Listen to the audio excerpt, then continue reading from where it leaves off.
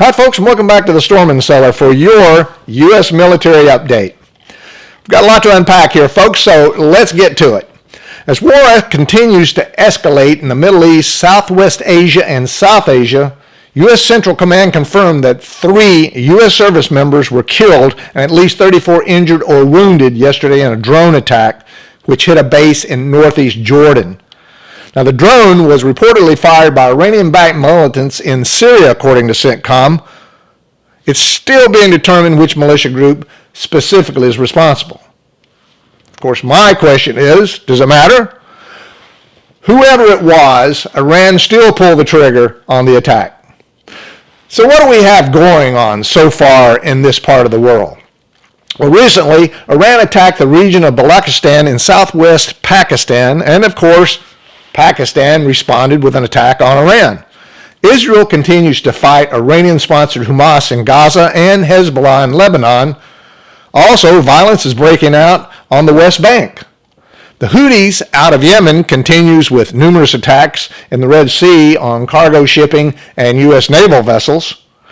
The U.S. conducted a series of airstrikes in Syria and Iraq, and the U.S. and U.K. conducted airstrikes against the Houthis. In other words, folks, this region of the world is imploding. It's quickly escalating to a point of dragging others, such as Russia, China, and North Korea, into a World War III scenario.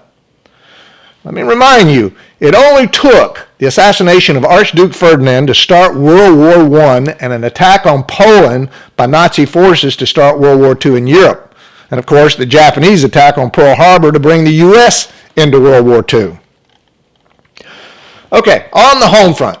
After the Supreme Court approved cutting the concertina wire on the Texas border, which was put up to protect Texans from the onslaught of an illegal alien soft invasion, which is bringing with it terrorist groups, narcotics, human trafficking, and criminals, Governor Abbott believes that if the federal government is not going to protect Texans, his National Guard will.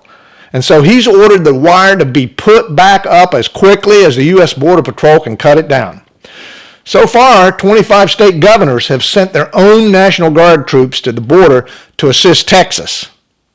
My question is Biden setting up a showdown with Texas, or is this the spark to a civil war?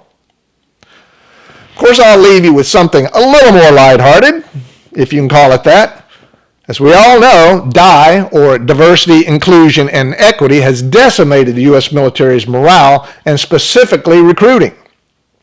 The U.S. Army has already dropped the standards significantly for military service, but now to improve its recruiting numbers, the U.S. Navy has dropped the high school or GED requirement for enlistment.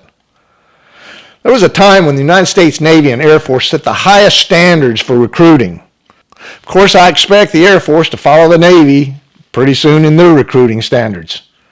My question is the U.S. leadership expecting war on the horizon and realize they've already destroyed the military through woke DIE to the point that they have no choice but to accept a recruit with the only requirement being that they can breathe? Okay, folks, let me know what you think by leaving your comments below. Until next time, make sure all your takeoff and landings equal.